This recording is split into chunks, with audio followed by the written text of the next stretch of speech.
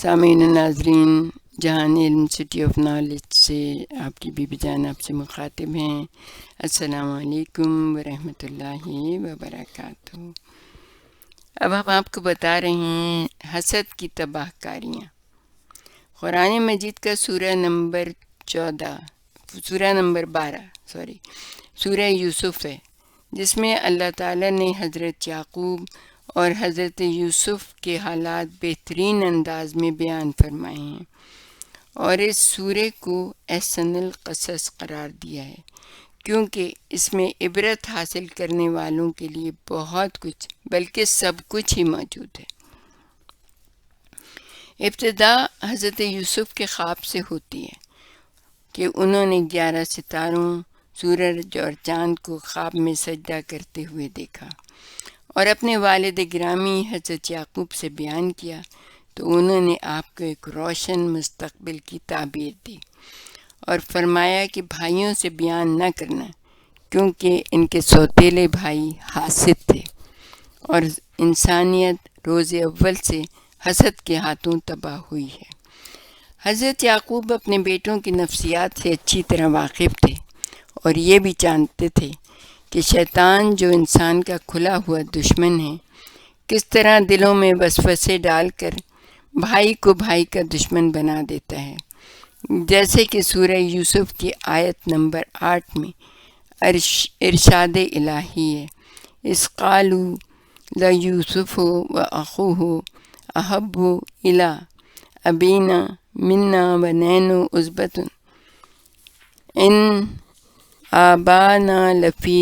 ضلال مبین۔ جب انہوں نے یعنی حضرت یوسف کے سوتیلے بھائیوں نے کہا کہ یوسف اور ان کا بھائی ہمارے باپ کو ہم سے زیادہ محبوب ہیں، حالانکہ ہم زیادہ طاقتور ہیں، یقیناً ہمارے باپ کھلی ہوئی گمراہی میں ہیں۔ شیطان جو ہمیشہ موقع کی تلاش میں رہتا ہے، لہٰذا اس نے ان کے دلوں میں یہ خیال ڈالا کہ اقتلوا یوسف، کہ یوسف کو قتل کر دو یا اسے دور دراز زمین پر پھینک آؤ، تاکہ باپ کی محبت کا رخ پورا تمہاری طرف ہو جائے، اس کے بعد نیک بن جانا یعنی توبہ کر لینا۔ آیت نمبر 9۔ ان میں سے ایک نے کہا، یعنی جو بھائی تھے ان میں سے ایک نے کیا کہا کہ یوسف کو قتل نہ کرو، بلکہ کسی اندھے کنویں میں ڈال دو کہ کوئی آتا جاتا قافلہ اسے نکال لے جائے۔ یہ آیت نمبر 10 ہے۔ حضرت یوسف کے یہ بھائی اپنے منصوبے کو عملی جامہ پہنانے کے لیے تفریح کے بہانے حضرت یوسف کو ساتھ لے گئے، جبکہ ان کے دلوں میں بغض و حسد چھپا ہوا تھا۔ ایک طے شدہ کنویں کے قریب پہنچ کر انہوں نے اپنے بھائی یوسف کا کرتا اتار لیا اور ایک طناب کے ذریعے کنویں میں اتار دیا۔ جب آپ کنویں کے اندر ساکن ہوئے تو بظاہر آپ کی امید ہر طرف سے منقطع ہو گئی، اور یہی انسان کی آزمائش کا سب سے سخت اور مشکل وقت ہوتا ہے کہ وہ اپنے خالق کی کتنی معرفت رکھتا ہے۔ تو حضرت یوسف نے تنہائی کے عالم میں اپنے بھائیوں کے ظلم و ستم کا نشانہ بن جانے کے بعد اپنے رب کے حضور وہ مناجات کی جو آج بھی ہمارے دکھ کا تعویذ ہے۔ آپ فرماتے ہیں، حضرت یوسف، اے دکھ درد کو دور کرنے والے، اے دعائیں قبول کرنے والے، اے شکستہ کو جوڑنے والے، اے ہر بلاؤں میں حاضر، اے تنہا کے مونس، اے مسافر و آوارہ وطن کے ساتھی، اے مناجات کے شاہد، میں تجھ سے سوال کرتا ہوں لا الہ الا انت کے صدقے میری مشکل آسان فرما دے، مجھے نکال لے اور میرے دل میں اپنی محبت اس طرح ڈال دے کہ تیرے علاوہ کوئی فکر اور شغل ہی نہ ہو، واسطہ اپنی رحمت کا، اے سب سے زیادہ رحم کرنے والے۔ عالمین کا پروردگار تو پہلے ہی حضرت یوسف کی طرف متوجہ تھا، لہٰذا وحی کے ذریعے تسلی اور تشفی کے ساتھ روشن مستقبل کی بشارت عطا ہوئی اور ارشاد رب العزت ہوا۔ ہم نے یعنی کہ یوسف کو وحی کی کہ ایک وقت آئے گا جب تم ان لوگوں کو ان کی یہ حرکت جتلاؤ گے اور یہ ابھی تو اپنے فعل کے نتائج سے بے خبر ہیں۔ آیت نمبر 15۔ حضرت یعقوب اگرچہ اپنے الہامی علم سے اپنے بیٹوں کو ان کی مکاری کا اشارہ دے چکے تھے، لیکن اس کے بعد بھی ان احمقوں کی عقل میں نہ آیا اور انہوں نے جناب یوسف کے کرتے پر جھوٹا خون لگا کر اپنے باپ کے پاس آ کر رونا پیٹنا شروع کر دیا اور کہا کہ یوسف کو بھیڑیا کھا گیا ہے۔ مولانا ذیشان جوادی اپنی تفسیر میں لکھتے ہیں کہ بھائیوں کا بھائی کے قتل پر آمادہ ہو جانا اور جھوٹ کو اس کا راستہ قرار دینا دلیل ہے کہ جھوٹ ساری برائیوں کی کلید ہے، یعنی کنجی ہے۔ نیز بھیڑیے کے سر الزام لگانا علامت ہے کہ ظالم ہمیشہ اپنے جرم کا رخ دوسرے بے گناہوں کی طرف پھیر دیتے ہیں تاکہ ان کا دامن بچا رہے۔ انہیں یہ احساس بھی نہیں ہوتا کہ خدا جس راز کو فاش کرنا چاہے اسے کوئی پوشیدہ نہیں رکھ سکتا۔ کہا جاتا ہے کہ حضرت یعقوب نے فرمایا کہ کس قدر ہوشیار بھیڑیا تھا کہ یوسف کو کھا گیا اور کرتے کو اسی طرح صحیح و سالم رکھا۔ قدرت اپنے مخلص بندوں کو کسی حال میں بھی تنہا نہیں چھوڑ سکتی اور اس کا سہارا ہی مصائب میں اطمینان قلب کا بہترین ذریعہ ہوتا ہے۔ اور پھر آگے چل کے آیت کہتی ہے، آیت نمبر 19 میں، کہ وہاں ایک قافلہ آیا یعنی اس کنویں کے پاس، جن کے پانی نکالنے والے نے اپنا ڈول کنویں میں ڈالا تو آواز دی، خوشخبری ہو، یہ تو لڑکا ہے، اور اسے قیمتی سرمایہ سمجھ کر چھپا لیا، اور اللہ ان کے اعمال سے خوب واقف ہے۔ اور پھر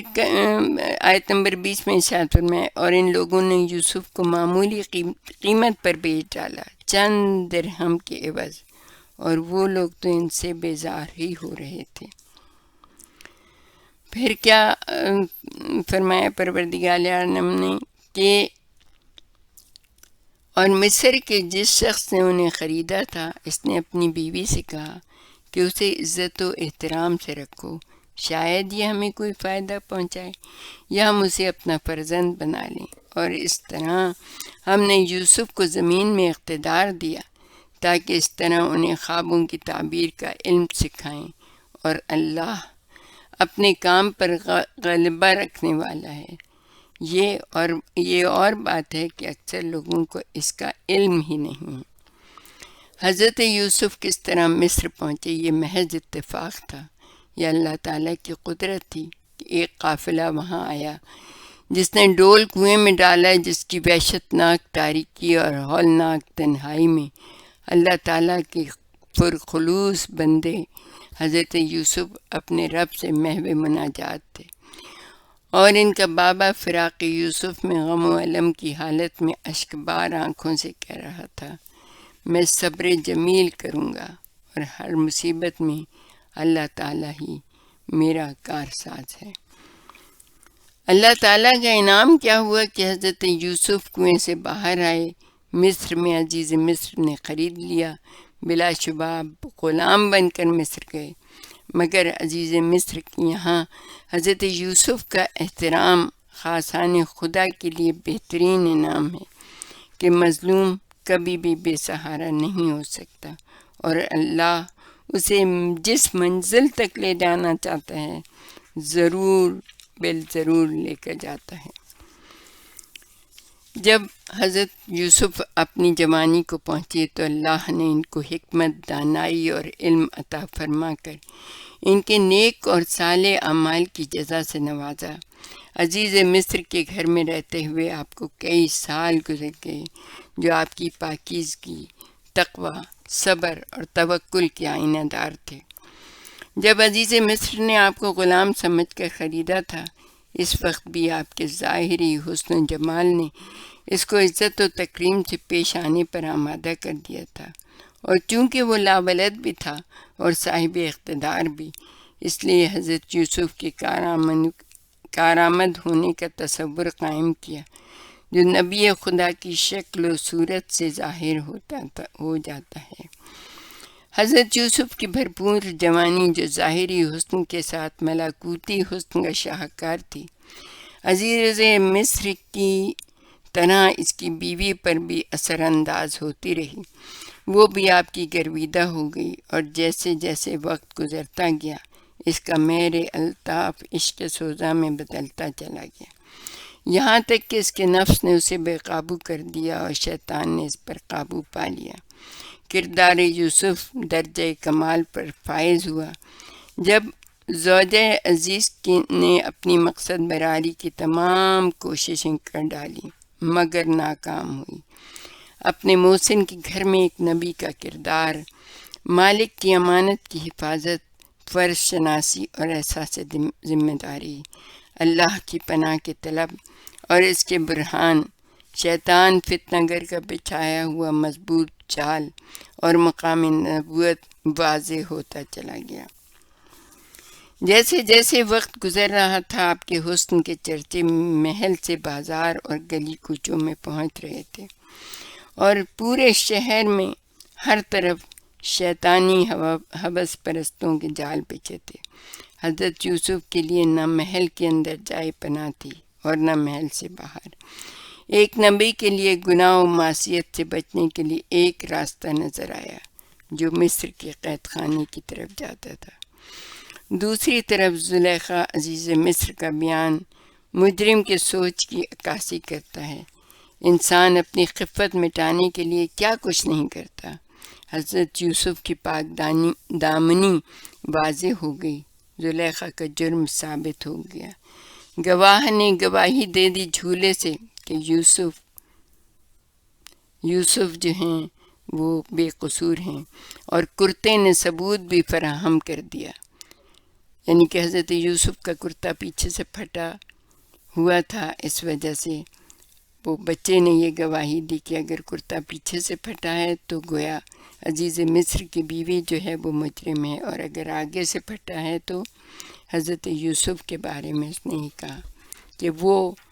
مجرم ہو سکتے ہیں۔ لیکن کرتا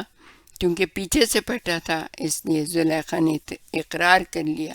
اس کے بعد بھی بے گناہ کو قید میں ڈالنا ضروری ہوا تاکہ جرم منظر عام پر نہ آ سکے۔